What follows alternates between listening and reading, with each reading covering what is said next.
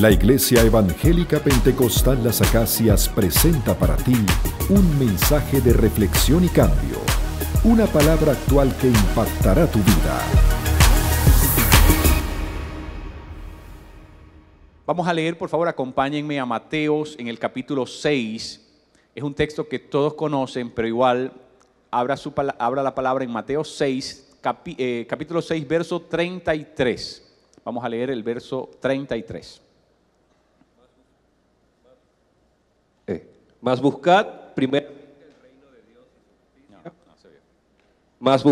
primeramente el reino de Dios y su justicia, y todas estas cosas os serán añadidas. Gracias.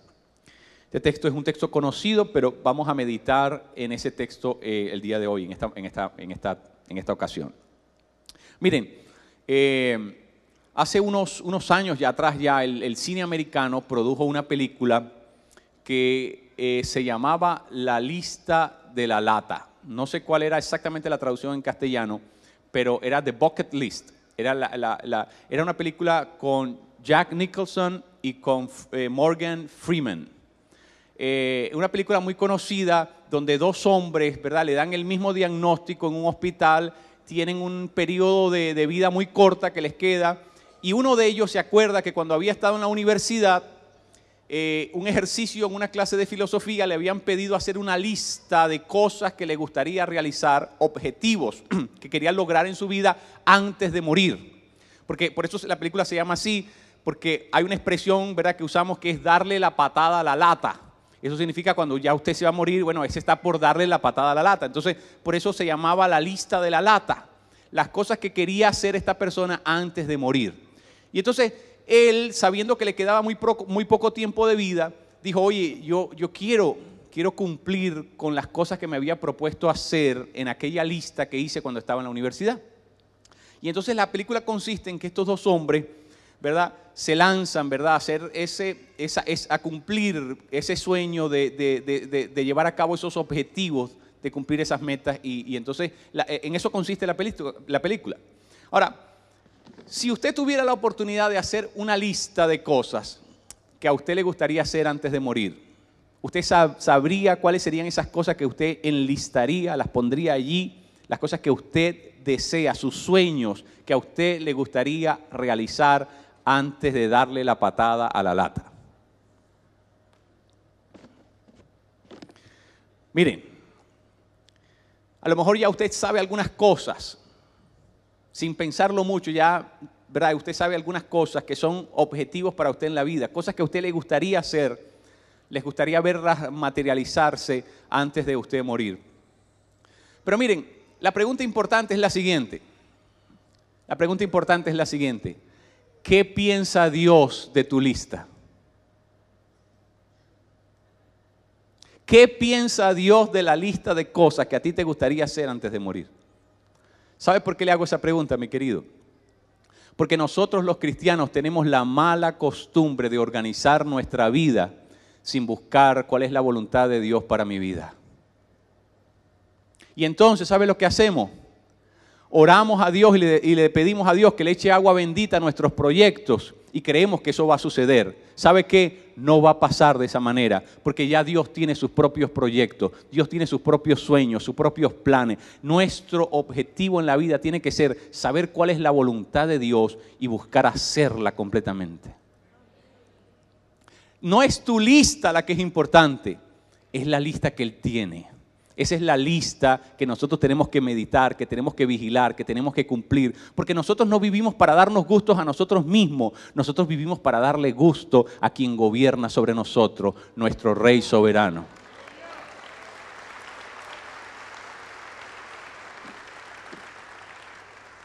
Así que sí, tenemos que esforzarnos por hacer algo, por hacer cosas antes de morir. Es importante que tengamos resolución, que enfoquemos, ¿verdad?, y que busquemos hacer eso que Dios quiere que nosotros hagamos. No podemos morirnos. Yo siempre digo que es ilegal morirse antes de hacer lo que Dios quería que tú hicieras. Es completamente ilegal. Está prohibido, de hecho, morirse antes de que eso suceda. Tenemos que entender que hacer la voluntad de Dios no es un asunto opcional.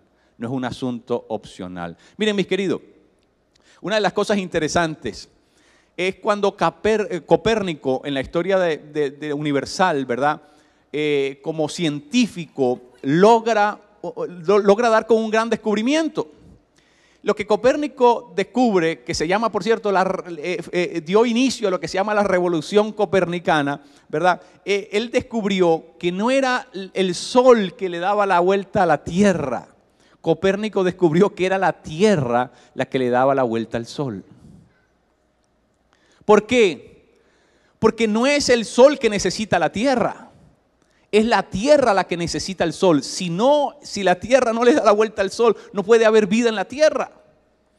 Nosotros tenemos que entender que no es Dios quien tiene que vivir en función de mi vida y de mis planes y de mis proyectos. Soy yo que tengo que vivir en función de Él. Soy yo que tiene que organizar su vida en función de Él.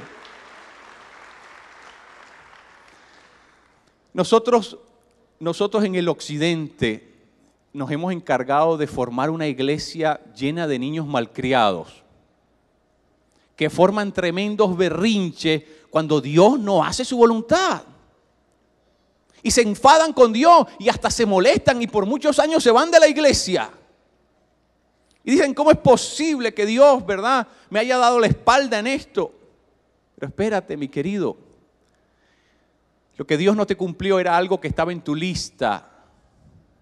Tú tenías que haber visto la lista de Dios primero, antes de ponerte a pedir algo que no estaba en la lista de Dios. Dios no puede vivir en función de ti. Tú tienes que aprender a vivir en función de Él.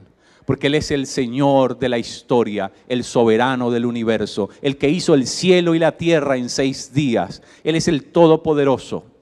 Él es el eterno. Él es quien merece que nosotros vivamos completamente sumisos y postrados delante de Él. Eso es algo que la iglesia en el occidente necesita recordar. Por eso es que el mensaje de Jesús en los evangelios es el mensaje del reino. Hay un reino, y si hay un reino hay un rey, y si hay un rey hay una autoridad, y entonces tenemos que aprender a vivir bajo esa autoridad. No podemos ser cristianos por la libre, no podemos ser cristianos a nuestra manera, no podemos ser cristianos como se nos viene en gana. Tenemos que entender que hay un gobierno sobre nosotros y no es opcional, es el gobierno eterno de Dios y tenemos que aprender a vivir bajo ese gobierno. Miren, muchas veces tenemos a Dios como la lámpara de Aladino. Lo frotamos, ¿verdad? Cuando estamos en alguna angustia, en algún apuro, en alguna crisis, vamos a la iglesia y frotamos la lámpara y ahí viene el genio, ¿no? Y dice, amo 3 deseos, ¿por dónde comienzo? Esa es la idea que tenemos aquí en la mente. Que Dios está allí para cuando a mí se me ocurra, para cuando yo tenga una situación, ¿verdad? En Estados Unidos lo llaman el 911, el número que hay que discar para llamar la ambulancia. Bueno, mucha gente cree que Dios es el 911. Que Dios solamente existe para que está ahí esperando que yo tenga una situación, entonces yo lo llamo y Él viene y soluciona mi problema. Y no hemos entendido, mis queridos, que no es Él que vive en función de mí. Él es Dios soberano. Tenemos una percepción errada de quién es Dios. Y la percepción errada la tenemos porque no hemos entendido lo que significa el reino. Lo que significa que Él es rey que gobierna sobre todas las cosas. Por eso necesitamos regresar a eso básico. Necesitamos regresar a eso sencillo. Mire, una persona después que se convierte, lo más importante que necesita aprender son 2 cosas. Según mi pénsul de estudio, para un cristiano, las 2 cosas que tiene que aprender después de convertirse es entender la paternidad de Dios y entender el señorío de Jesucristo. Esas son las 2 cosas básicas que cualquier cristiano necesita aprender. Si no conoce ese, no va a tener una vida cristiana saludable. Va a tener una percepción errada de las cosas. Necesitamos regresar a esto. Es básico, es fundante, es supremamente importante para nuestra vida, mis queridos. Miren, muchas veces nosotros creemos que la voluntad de Dios es opcional. Es algo que nosotros podemos hacer caprichosamente según se nos ocurre. Es algo que nosotros podemos elegir hacerla, que es potestativo nuestro, que es una opción, es una selección simple que nosotros podemos escoger A, B, C o D. No, voy a agarrar A. No es selección simple. no queda de parte nuestra. Dios no nos está preguntando si queremos o si no queremos hacer su voluntad. ¿Usted se imagina que Dios le haya dado 10 mandamientos a Moisés y entonces Dios le dijera a Moisés, mira Moisés, llévaselos al pueblo y preséntale los 10 mandamientos y si el pueblo está de acuerdo y la mitad más uno vota y dice que sí, bueno, aprobado? No es posible. Dios le dijo, aquí hay 10. Estos son los mandamientos. Y la expectativa es que cumplan con todos ellos. ¿Verdad? Me acordé ahora de un chiste, ¿no? De un pastor que tiene una iglesia, en una misión por allá, en una montaña muy alta. Entonces tiene que agarrar un taxi desde el pueblito más cerca y el taxi, ¿verdad? Tiene que ir por la ladera de aquella montaña dando las curvas y curvas y curvas hasta llegar a lo más alto. Y en esa ocasión, cuando el pastor agarra el taxi, a la mano izquierda se le sienta una reina de belleza, una mujer espectacular. Pero del otro lado se le sienta una viejita que tenía arrugas en las arrugas. Entonces imagínense aquello. Entonces cuando la curva era a favor de la mujer bonita, el pastor decía, Señor, que se haga tu voluntad en el cielo como en la tierra. Pero cuando la curva le caía a la viejita, decía, Señor, líbrame del mal. Muchas veces creemos que la voluntad de Dios es así, que yo puedo escoger las cosas. No puede ser, no puede ser. No puede ser. Dios quiere que nosotros asumamos completamente la voluntad de Él. ¿Sabe una cosa, mi querido? Si nosotros no asumimos la voluntad de Dios, no asumimos el reino de Dios, estamos fundando nuestra vida sobre una premisa equivocada. ¿Sabes cuál es el riesgo de fundar algo, construir algo sobre una premisa equivocada? Que los resultados nunca van a ser los esperados. En el momento no se va a notar, pero cuando vaya pasando el tiempo, no hay forma de reconciliar con la proyección que usted hizo, porque usted tiene una premisa equivocada. Ahora, cuidado, porque usted se puede meter 40 o 50 años metido en la iglesia construyendo su vida bajo una premisa equivocada. Eso puede ser muy peligroso. Mire, yo escuché una vez una anécdota basada es decir, parte de la historia universal, ¿no? Es que en la ciudad de Londres, durante los veranos, se desataba una peste terrible que acababa con miles de personas. Se llamaba la peste bubónica, porque tenía su origen en las ratas. Y entonces la gente de la ciudad comenzó a prestar cuidado y ver dónde se originaba esta enfermedad. Ellos no sabían, ¿verdad?, el origen. Entonces comenzaron a observar. Pero la única cosa que observaron es que donde se manifestaba la enfermedad, habían muchos ratones. Y entonces a un sabelotodo se le ocurrió que el problema tenía que ser que lo producían, no eran ratones, me equivoqué. Eran gatos. Donde quiera que se manifestaba la enfermedad, aparecían gatos. Y alguien, por deducción, por observación y deducción, dijo, bueno, si los gatos están presentes donde se manifiesta la enfermedad, quiere decir que los gatos son el origen de la enfermedad. ¿Y sabe qué hicieron? En la ciudad de Londres mandaron a buscar todos los gatos de la ciudad de Londres y los mataron a todos. ¿Sabe qué pasó el año siguiente? La peste fue todavía más grande, más fuerte y más letal en toda la ciudad. ¿Cuál es la moraleja de esto? Si no sabes cuál es la premisa correcta, los resultados van a ser fatídicos, van a ser calamitosos, van a ser terribles. Tú no puedes fundar tu vida de fe bajo una presuposición equivocada. Porque si tienes la presuposición equivocada, los resultados van a ser fatales. ¿Cuál es la presuposición fundante para la vida de fe? ¿Qué tendría que ser la referencia sobre la cual nosotros tenemos que anclar nuestra vida de fe? Y por lo tanto la vida y la misión de la iglesia. Si usted lee los evangelios, usted se va a dar cuenta de algo, mi querido. El Señor Jesucristo no habló de ninguna otra cosa más que del reino de Dios. Estuvo 3 años con sus discípulos hablándoles del reino. Todas las parábolas en la Biblia, las parábolas del reino. Las enseñanzas de Jesús tienen que ver con el reino. La primera vez que Jesús abre la boca en los evangelios es en Mateo 4:17 para decir: el reino de los cielos se ha acercado a ustedes, arrepiéntanse. Todo el mensaje de Jesús está relacionado con el reino de Dios. Ahora, no solamente eso. Jesús murió, resucitó al tercer día. Y dice la Escritura que se le presentó a sus discípulos por 40 días seguidos. Y adivinen ustedes de qué le habló. El libro de los Hechos dice que le habló del reino de Dios. Ahora, mis queridos, yo agarro un niñito de la escuela dominical en la iglesia allá. Le digo: mira, papito, Jesús enseñó 3 años el reino. Murió, resucitó, y 40 días después de haber resucitado les habló a sus discípulos del reino. Papito, dime por favor, ¿cuál es el mensaje central de Jesús? Ese niño de la escuela dominical, sin haber leído mucho, sin saber mucho, sin tener clases de teología, sabe cuál es la respuesta. El mensaje central de la Escritura es el reino de Dios.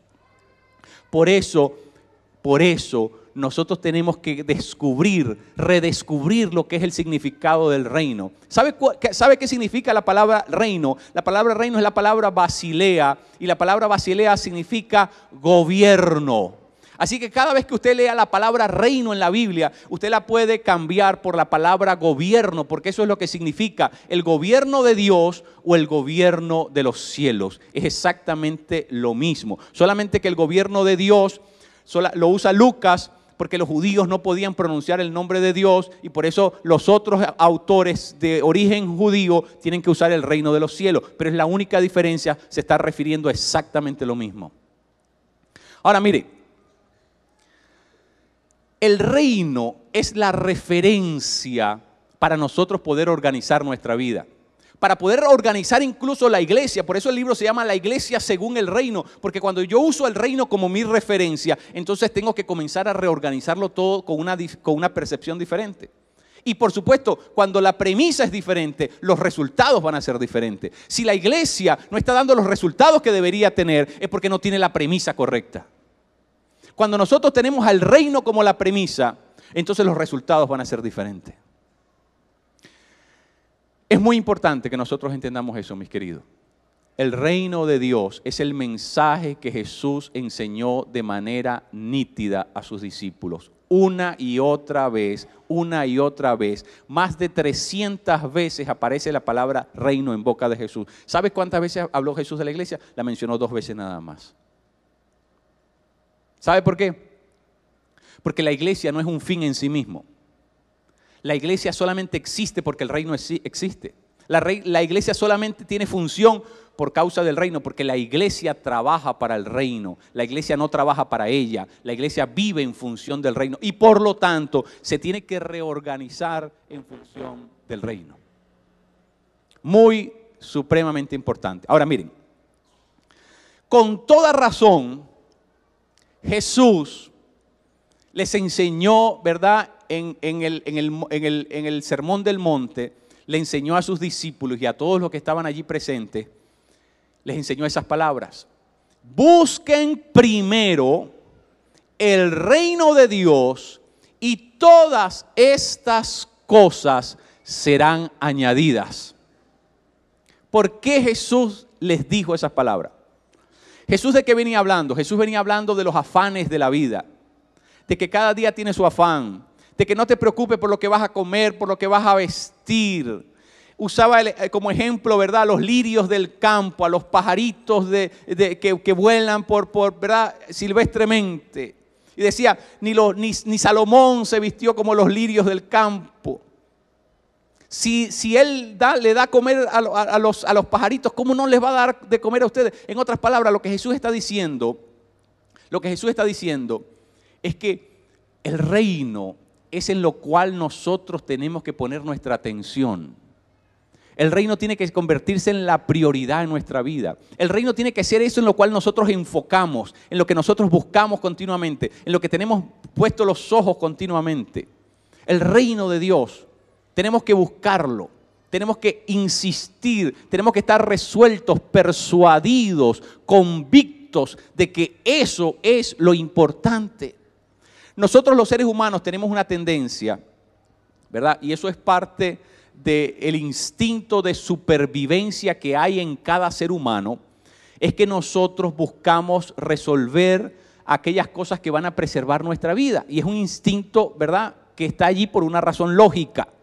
Pero miren, mis queridos, cuando nosotros comenzamos a afanarnos por lo del día a día, por las cosas materiales, por lo que vendrá en el futuro, por lo que no vendrá, y comenzamos a devanarnos el cerebro, ¿verdad?, en ese pensamiento, y comenzamos a angustiarnos y comenzamos a hundirnos, ¿verdad?, en un mar de pesimismo, y ya casi no podemos concebir las cosas venideras porque nos producen miedo, nos producen desánimo, nos aterrorizan.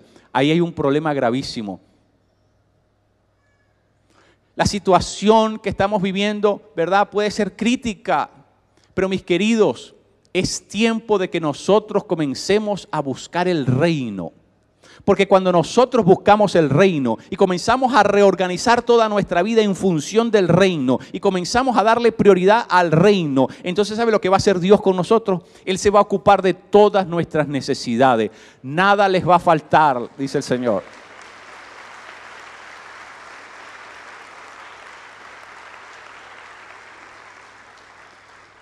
Mis queridos, ¿cuántas cosas controlas tú? Seamos honestos. ¿Cuántas cosas controlas tú? Nosotros ni siquiera sabemos lo que va a pasar en el próximo minuto. ¿Qué minuto? No sabemos lo que va a pasar en los próximos 10 segundos. No sabemos, no tenemos control de nada, mi querido. Entonces suelta la pelota, suéltala ya. O sea, no te quedes agarrado de eso. Tú no puedes resolver nada. Nosotros no vemos lo que viene. Por eso es el momento en que nosotros pongamos nuestra vida en orden y busquemos la referencia correcta y comencemos a dedicarnos a buscar las cosas del reino. ¿Sabe lo que yo le expliqué lo que significa el reino? El reino significa el gobierno de Dios. Pon tu vida bajo el gobierno de Dios. Pon tu vida bajo el gobierno de Dios, porque Él se va a ocupar de ti.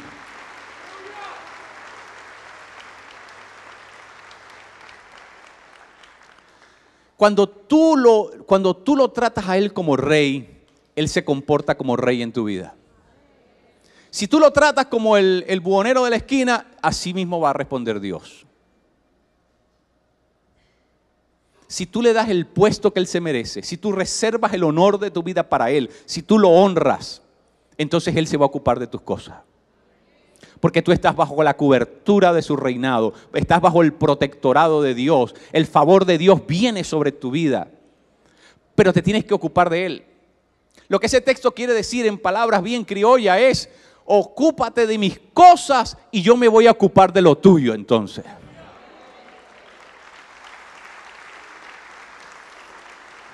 Ese es el reino. Ese es el reino de Dios. ¿Ve? El reino de Dios es cuando nosotros le permitimos a Él gobernar. Dios no gobierna a la fuerza. Si nosotros no le dejamos gobernar, Dios no violenta nuestra vida. Miren, el único que violenta la vida es Satanás. ¿Usted ha visto una persona endemoniada? Cuando una persona está endemoniada, usted ve la dinámica, ve la ética de Satanás. Bien clara, porque cuando una persona está endemoniada, el demonio emplaza la personalidad de ese individuo, la voz, en otras palabras, deja la vida del individuo a un lado y él toma el lugar de ese individuo. Porque eso es lo que Satanás hace.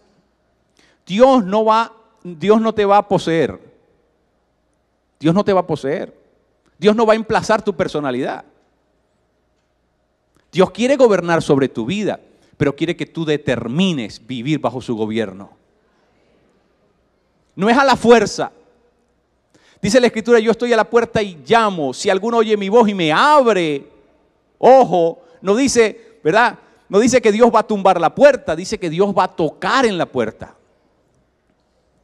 Pero ¿sabe qué pasa, mi querido? Nosotros nos hemos acostumbrado a un evangelio donde hay pocas exigencias, un evangelio que yo lo puedo moldear a mi gusto, un evangelio que va bien con mi color de piel, un evangelio que va bien con mi forma de pensar, un evangelio que va bien con mi vida laxa, con mi vida, ¿verdad?, con mi vida permisiva. Y muchas veces no queremos sujetarnos al plan y al orden de Dios. Y por lo tanto terminamos siendo personas ingobernables. Porque no queremos entrar en el orden de Dios, en el reino de Dios, vivir bajo el gobierno de Dios. ¿Sabe una cosa, mi querido? Este fenómeno, este tipo de cristianismo solamente se da en el occidente. Esto solamente se da aquí. Si usted va al Asia, si usted va a China, si usted va y usted ve esa iglesia clandestina que está allí, ahí el pastor no tiene que darle razones, explicaciones a nadie porque hay que obedecer a Dios. Nosotros tenemos que convencer a la gente, nosotros tenemos que darle apología a la gente, nosotros tenemos que pasarle la película, tenemos que hacerlos escuchar el programa de la radio, el programa de televisión, tenemos que sacarle los chamucos primero a la gente para que, casi que meterle un choque eléctrico a la gente para que la gente obedezca a Dios. Es horrible.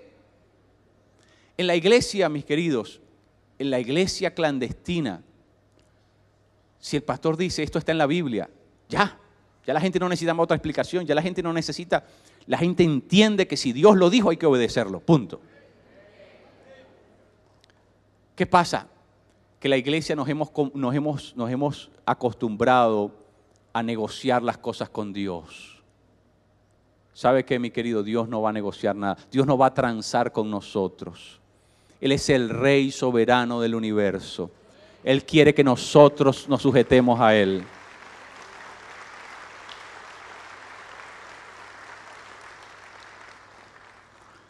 La iglesia en China está orando para que en los Estados Unidos haya una persecución. ¿Usted sabía eso?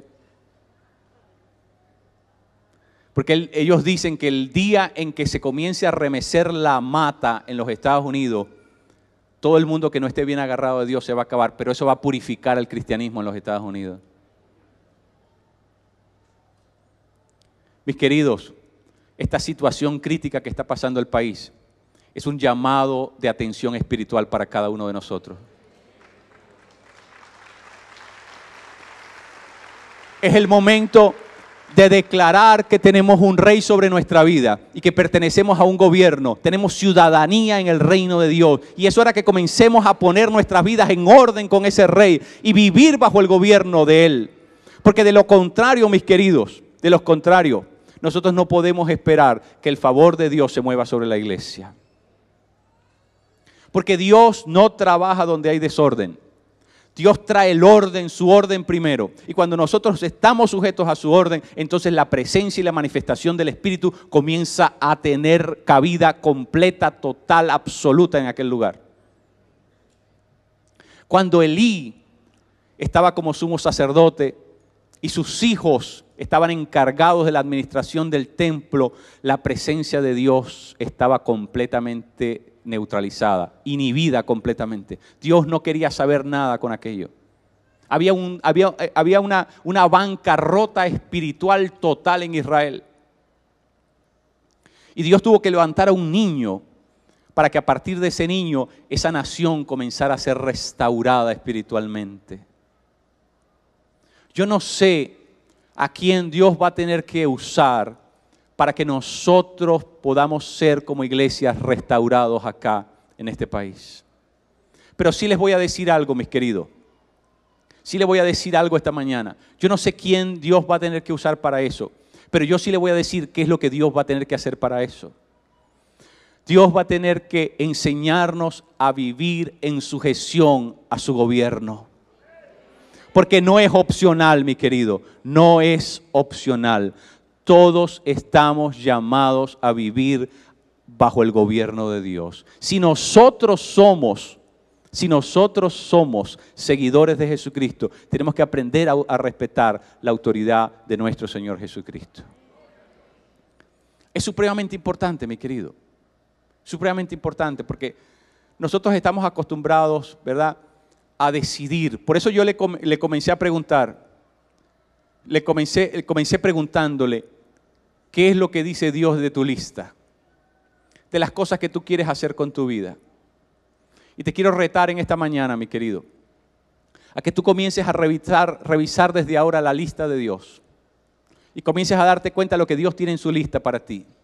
Porque lo que Dios tiene en su lista para ti son las cosas que tú tienes que hacer antes que te mueras. Son las cosas que Dios está pidiendo que tú hagas, las cosas que tú necesitas vivir, traer a tu vida antes de que tú te mueras. Porque Dios quiere que nosotros entremos en su reino, que nosotros vivamos, participemos de su reino. ¿Sabe por qué, mi querido? Porque el reino de los cielos es un negocio de familia. El reino de los cielos solamente lo pueden operar los hijos de Dios. Los ángeles no pueden operar el reino. Solamente los hijos de Dios. Por eso es que Jesús era el único que podía venir a la tierra, ¿verdad? Y traer las señales, las manifestaciones del reino, porque Él era el Hijo de Dios. Pero Él nos ha hecho hijos adoptivos a nosotros, para que nosotros participemos también de ese proyecto de traer el reino a la tierra. Así como se hace la voluntad en el cielo, también se tiene que hacer aquí en la tierra. Y en eso, mi querido, es que consiste el reino de Dios. Se lo voy a poner todo en un solo plato para que usted me entienda. El reino de Dios consiste en que nosotros hagamos su voluntad.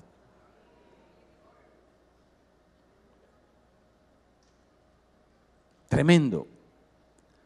En que nosotros hagamos su voluntad. ¿Sabe por qué, mi querido? Porque a la hora de la chiquitica, a la hora, ¿verdad?, de que las cosas se ponen apretadas, a Dios no le importa mucho lo que tú has dicho con tu boca.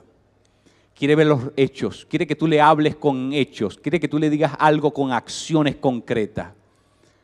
Por eso la Escritura dice, no todo el que me dice Señor, Señor, entrará en el reino de los cielos, sino aquel que hace la voluntad de mi Padre. ¿Por qué? Porque en el reino, el asunto consiste en hacer la voluntad de Dios, en hacer la voluntad del Padre. Ahora, con esto termino, mis queridos. Miren, tú tienes que tomar una resolución en esta mañana. Porque tú no puedes seguir ignorando la voluntad de Dios para tu vida. Tú no puedes seguir tomando tus propias decisiones. Tú no puedes seguir entronado en tu vida. Porque si tú sigues entronado en tu vida, si tu ego, si tu carne, si tu propia voluntad sigue gobernando tu vida, entonces tú estás despreciando el gobierno de Dios sobre ti.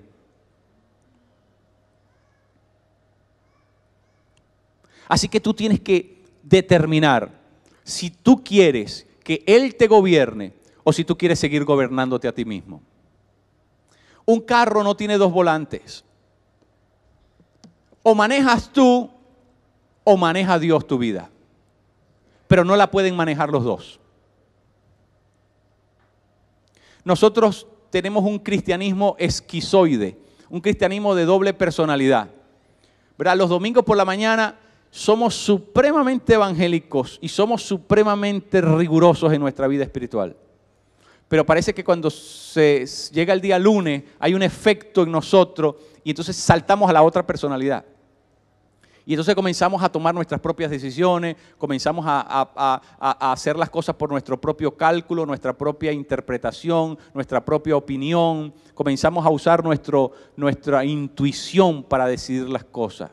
Mi querido, no es posible. No es posible.